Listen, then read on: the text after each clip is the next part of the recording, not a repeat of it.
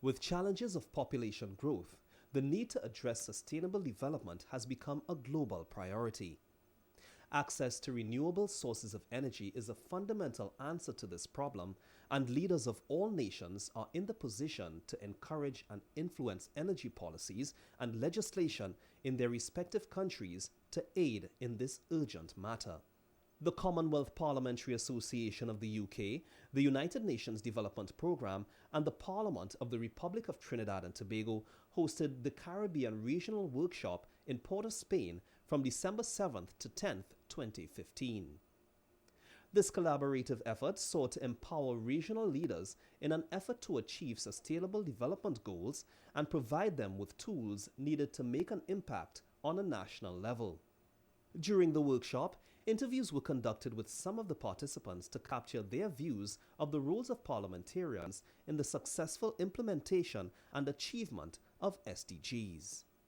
Baroness Scott of Needham Market. Describe your experience with the subject of the workshop, which is sustainability, energy, and development within the context of Sustainable Development Goals.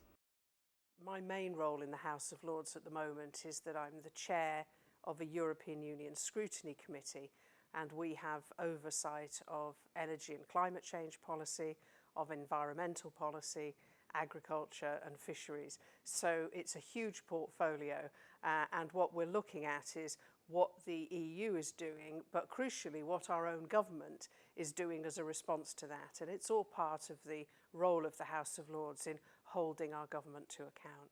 What were the success stories and the challenges faced during the projects you just described? What have you learned from this experience as a parliamentarian or expert? I think the most satisfying project that I've been involved with since being chair of the committee was an inquiry we did into the question of food waste. When we started it, people said, well, why are you talking about food waste? And when I started pointing out to them that 1/3 of everything we grow on the planet ends up being thrown away, people said, oh, really?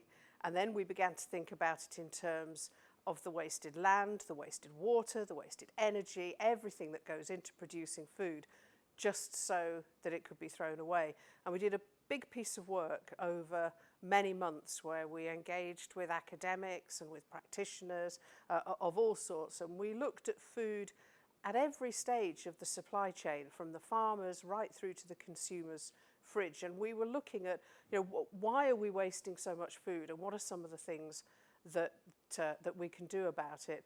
And it was an enormously helpful piece of work, because it came at a time when people were just beginning to think about it, and we got loads of publicity, more than any House of Lords committee has ever done before.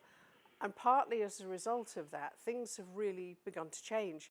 A steady but sustained switch away from hydrocarbons towards renewable sources of energy, I think, would be transformative for economies in the Caribbean, but also everywhere else in the world, whether it's highly developed or developing, or or very poor countries. The fact that renewable energy is locally sourced, it's incredibly flexible, can be produced at quite big scale or at micro scale, at the level of individual households, and you don't necessarily have to have a grid. You can work off grid. So I think it's truly transformative in terms of the economies of countries right around the world, including those of my own in the UK.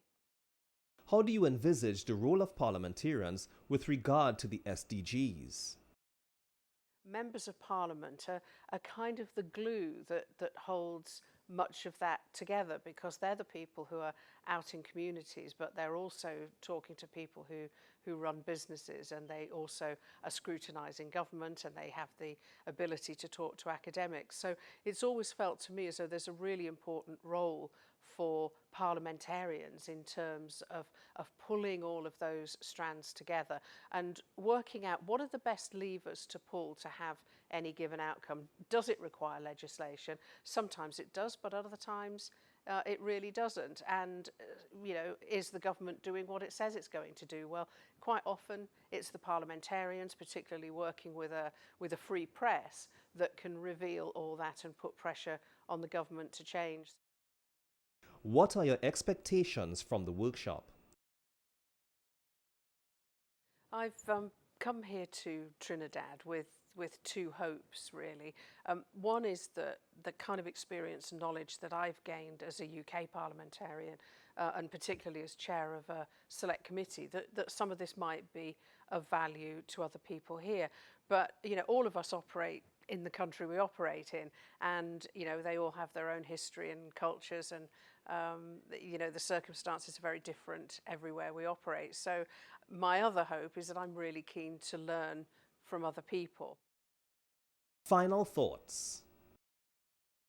When I think about the UK, we went through a massive industrialisation programme in the 19th century, and we built that on the basis of coal.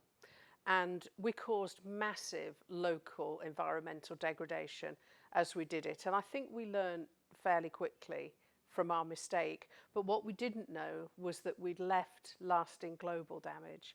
And I think what I want to see is that a lot of the knowledge that we're all now developing on clean, renewable energy is something that we can spread across the globe, so that as other countries develop faster, they don't make the same mistakes that we do and don't have the impact on the planet that we did. And I think actually countries like the UK who've done this to the planet actually have a duty to try and make some of that right.